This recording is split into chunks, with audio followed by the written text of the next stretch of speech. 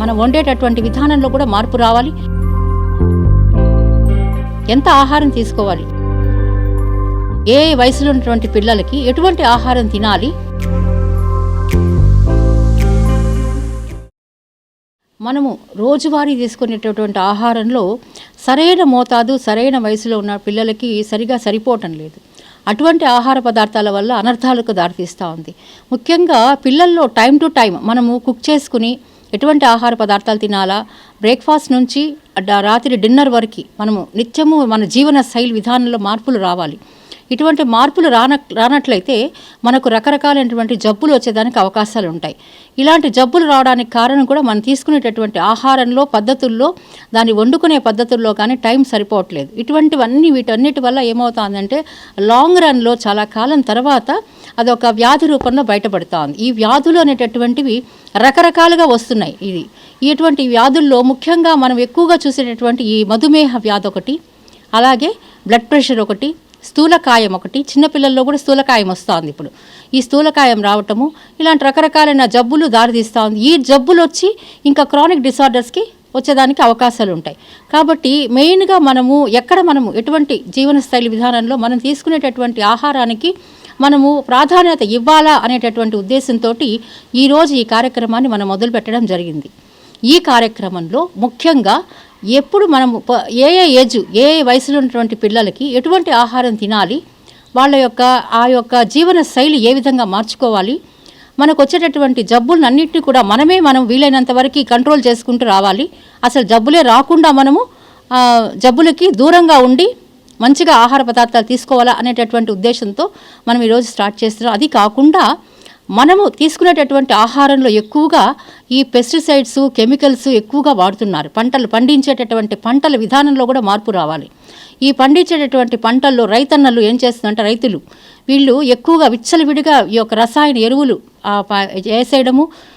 ముఖ్యంగా మనం గమనించినట్లయితే వరికి, మనం తీసుకునేటటువంటి ప్రధాన పంట అయినటువంటి వరికి కానీ, ఇక ఫ్రూట్స్ తీసుకున్నట్లయితే ఫ్రూట్స్కి, అలాగే మనం తీసుకునేటటువంటి ఆకుకూరలు, కూరగాయలు ముఖ్యంగా టమాటా, ఇలా రకరకాలైనటువంటి కూరగాయల్లో వంకాయలు అయితే అసలు చెప్పే పని లేదు. ఇలా వాటికి వచ్చినటువంటి జబ్బులకి విచ్చలవిడిగా ఈ యొక్క రసాయన మందుల్ని వేయడము, వాటి నాణ్యతను పెంచటము, వాటి యొక్క నిల్వ కాలాన్ని పెంచటము, ఇలా చేయడం వల్ల ఏమవుతుందంటే అది శరీరంలోకి వెళ్ళిపోయేసి అవశేషాలన్నీ కూడా వాటిపైన అట్లే ఉండడము.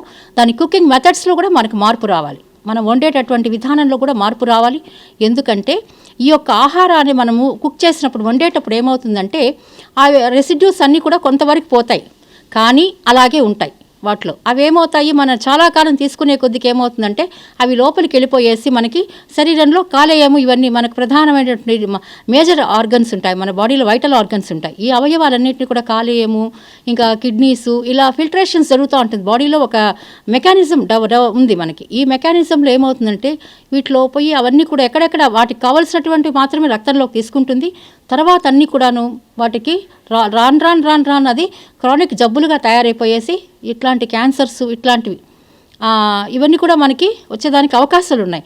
కాబట్టి మనం వండే పద్ధతుల్లో కానీ, క్లీనింగ్లో కానీ, అలాగే మనం తీసుకునేటటువంటి ఆహారం కూడాను ఎంత మోతాదులో తీసుకోవాలి, ఇవన్నీ మనం ఎంత పని చేస్తున్నాం, ఎంత ఆహారం తీసుకోవాలి, ఏ విధంగా వాటిని వండుకోవాలి, ఇవన్నీ కూడా ఒక సిస్టమాటిక్ లైఫ్ లీడ్ చేసినట్లయితే మనం చాలా వరకు మనము జబ్బులకి దూరంగా ఉండొచ్చు. చిన్న పిల్లలు మొదలుకొని గర్భిణీ స్త్రీ నుంచి ముసలితనం వరకు ఆహారంలోని మార్పుల విధానం రావాలి.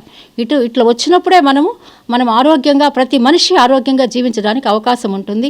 ఇలా మధుమేహ వ్యాధి కానీ ఇది హెరిడిటరీ పరంగా అయితే ఒక రకంగా మనం చెప్పుకోవచ్చు. కాకపోతే మన లైఫ్ స్టైల్ మార్చేసుకోవాలి. హెరిడిటరీ అని ఉన్నప్పుడు, తెలిసినప్పుడు మనం ఏం చేయాలంటే లైఫ్ స్టైల్స్ అన్నీ కూడా జాగ్రత్త పడిపోయి మనము ఆ రిఫైన్డ్ ఫుడ్స్ అంటే మైదాలు ఇవన్నీ ఉంటాయి కదా, అటువంటివన్నీ కూడా పిండి పదార్థాలు ఎక్కువగా ఉన్నటువంటి పదార్థాలు, ఈ జంక్ ఫుడ్స్ తినడము, అలాగే ఎక్కువగా ప్రాసెస్ చేసినటువంటి ఫుడ్స్ తినడము, అవి టేస్ట్కి వాటికి నాలుకకు బాగుంటుంది, జిహ్వ చాపల్యం అంటారు, వాటికి బాగుంటుంది.